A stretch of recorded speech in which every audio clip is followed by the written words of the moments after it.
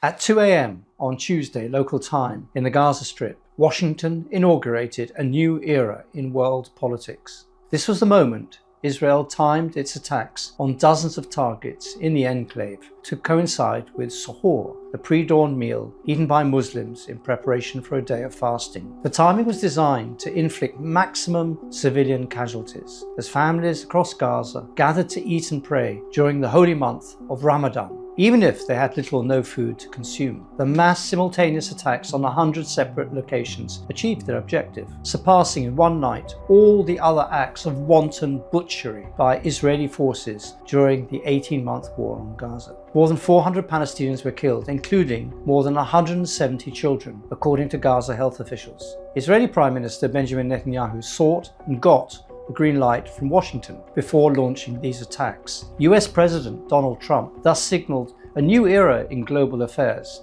by giving his consent for a wave of attacks that broke every aspect of the ceasefire deal signed in the presence of international guarantors. In one act, Trump turned the West that his nation claims to lead into the Wild West. From this moment on, no treaty, ceasefire, or international agreement that the US signs is worth the paper it's printed on. A US president who persuaded the credulous imams of Michigan that he was now a man of peace now uses the label Palestinian as a political slur against Jewish democratic politicians.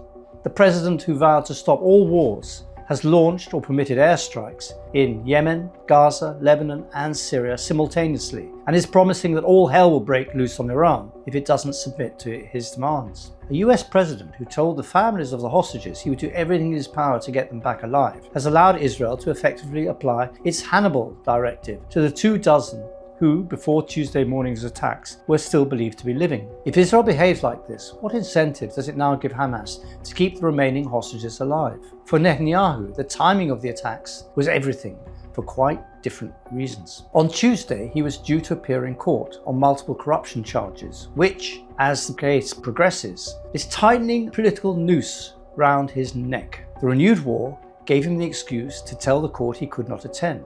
It's also no coincidence that Tuesday's bombardment comes just before a key budget vote, with ultra-Orthodox lawmakers threatening to topple the government if a law excluding their community from conscription is not passed. By the way, Itamar Ben-Gvir is now back in the cabinet. Bezalel Smotrich, Netanyahu's finance minister and leader of the extremist religious Zionist party, was right all along when he assured the world that Netanyahu would resume the war in Gaza. On Tuesday, Smotrich said the hostage families had been heard too much during a clash at the Knesset with Ayala Metzger, the daughter-in-law of the slain captive Yoram Metzger. "We thought we were serving in the Israeli army, not the army of God's vengeance," she said. "In these very moments, we are murdering hostages, and there is a deal on the table." But for the religious Zionists, who now form the single most powerful group in Israel, the army of God's vengeance is exactly what the campaign in Gaza is all about. They've done everything in their power to make a dispute over land into a religious war. For years, they've pushed police to attack worshippers at Al-Aqsa Mosque during Ramadan, directly prompting the Hamas attack of the 7th of October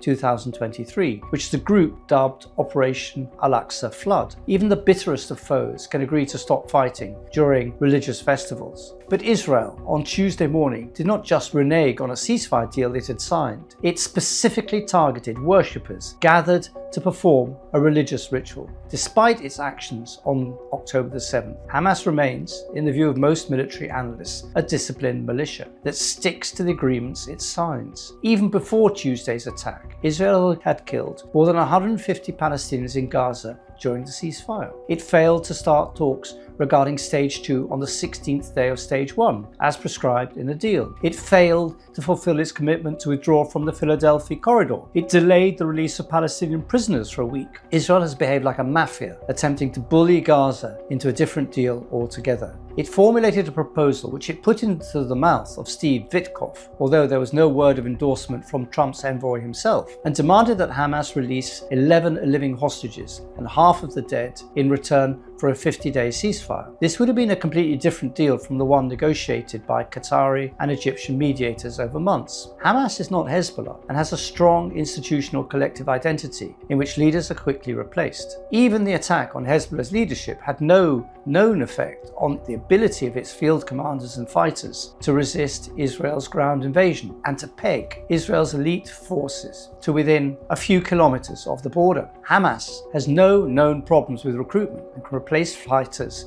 quicker than they are killed by the Israeli army. So a resumption of the war will likely not represent a killer blow to the organization as a whole, nor will it, on current evidence, change the determination of Palestinians in Gaza to stay on their land. The Ramadan massacre failed to make any dent on the front pages of the Western media, and in Israel, the media described all the dead, including the children, as members of Hamas. Europe and UK, so keen to defy Trump's developing plan to carve up Ukraine with the Russian President Vladimir Putin, are doing absolutely nothing to stop the slaughter in Gaza. Indeed, for the British Prime Minister Sir Keir Starmer, Gaza is emerging as a rite of passage essential for his aspiration to become a global statesman. At two major junctions since the October the 7th attack, Starmer defied the opinions of even right-wing members of his cabinet. In the first instance, Starmer refused to publicly apologise for his LBC interview with Nick Ferrari, in which he clearly said Israel had the right to withhold water and electricity from Gaza. He eventually issued a clarification, saying he was answering a previous question about Israel's right to defend itself. In the second instance,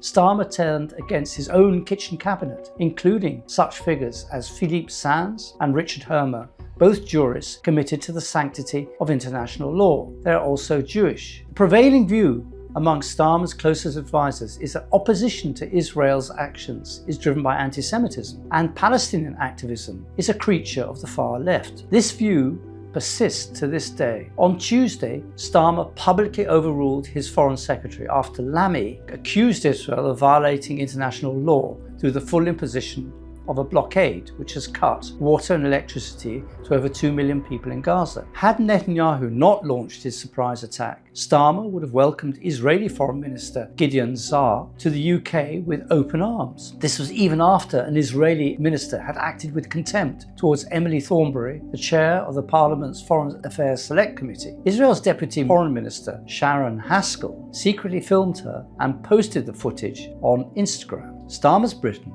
is fully complicit in allowing Israel to commit genocide in Gaza. The sanctity of international law no longer means anything to the former barrister who made his name in human rights. But this is far from the end of the story, nor indeed the end of the story of Starmer's rise and fall from power. Neither Hamas, nor more importantly the Palestinians of Gaza, are going to fade away quickly and conveniently. Gaza could yet prove to be for Starmer what the Iraq War proved to be for his guide and mentor Tony Blair, the coup de grace of his premiership. Both Labour leaders have used a war in a Muslim country as a show of political cojones. Both believed that warmongering meant automatic entry into the elite club of world leaders. But for Starmer, as for Blair, war could be his undoing. For whoever picks up the pieces from the rubble left by the Trump era, the West's role as the moral leader of the world is gone for good.